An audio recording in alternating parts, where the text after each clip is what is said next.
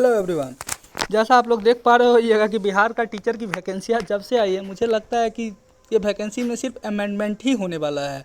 मेरे ख्याल से मैं काउंट तो नहीं कर पाया, लेकिन मुझे ऐसा लग रहा है कम से कम 30 से 35 बार ज़रूर अमेंडमेंट हो चुका होगा और अभी पता नहीं कितने अमेंडमेंट होंगे।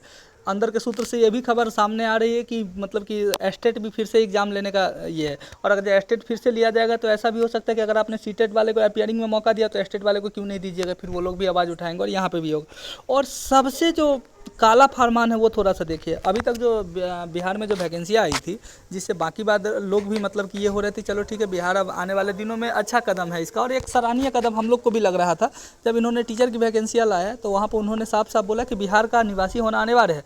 तो मुझे लगा कि हो सकता है इन फ्यूचर, देखिए प्रशासनिक के लिए कोई भी रूल नहीं है, प्रशासनिक में कोई मतलब कि सीट को ये कर भी नहीं सकता है कि मतलब कि अदर स्टेट अलाउ नहीं, वहाँ पे अलाउ करना ही पड़ेगा आपको। एग्जांपल तो आप देख सकते हैं, झारखंड में भी ये रूल आया था लेकिन उसका रूल टूट गया है, ठीक है। मध्य प्रदेश वाले भी ऐसा सोचे थे लेकिन नहीं हुआ, यूपी। तो ये चीज़ें हैं, तो प्रशासनिक में तो कभी नहीं कोई भी कर सकता है।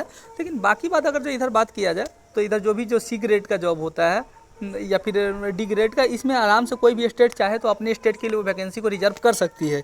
लेकिन इन्होंने मतलब कि इसी के थ्रू अब जो जैसे जो तो टीचर की वैकेंसिया के लिए इन्होंने ये रूल बनाया था कि मतलब बिहार का स्थायी निवासी होना अनिवार्य है। लेकिन उन्होंने अभी एक नया रूल निकाला है जिसके थ्रू उन्होंने बोला कि बिहार का स्थायी निवासी होना अनिवार्य नहीं, आप भारत का नागरिक है तो फिर भी आप एलिजिबल है। मतलब कहने का कि टोटल भारत से 28 राज्य, 8 केंद्र शासित प्रदेश, सारे के सारे फॉर्म भर सकते हैं। मेरे ख्याल से इतना ही क्यों किया गया, बगल में नेपाल से आपको क्या दुश्मनी है? मैं तो सोचा नेपाल, भूटान, श्रीलंका वाले को भी आप एलिजिबल कर देते।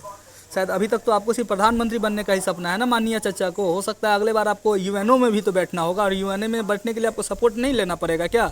श्रीलंका, भूटान और ये म्यांमार, वर्मा सबसे। तो आपको तो उस सबको भी आपको तो ये करना चाहिए था कि मतलब कि भारत के साथ साथ जो भारत का जो पड़ोसी राज्य है, पड़ोसी देश है, उसको भी मतलब एलिजिबल आपको कर देना चाहिए था। क्योंकि आपको यूएनओ में फिर बैठना है ना, प्रधानमंत्री के बाद कहाँ बैठिएगा? यूएनओ में बैठिएगा। आपको क्या मतलब है पब्लिक से? पब्लिक को चूतिया सिर्फ बना रहे हैं आप लोगों। और दिक्कत ये है ना कि हम लोग जाति में वोट पाते। बाकी बात चचा लोग को वोट देते रहिए। प्रधानमंत्री का उम्मीदवार अब होने वाले हैं, शायद ये घोषित हो जाएंगे। मुझे तो नहीं लग रहा, अरविंद केजरीवाल जी शायद, मुझे नहीं लग रहा है कि इस महागठबंधन में रहने वाले। बाकी बात देखते हैं आगे क्या होता है। बाकी बात चचा को आप लोग वोट देते रहिए, चचा प्रधानमंत्री बनेंगे और भतीजा मुख्यमंत्री बनेंगे बिहार के, ठीक है। तो ये है, और एक और नया फरमान इसी में है, उसको भी देखिएगा।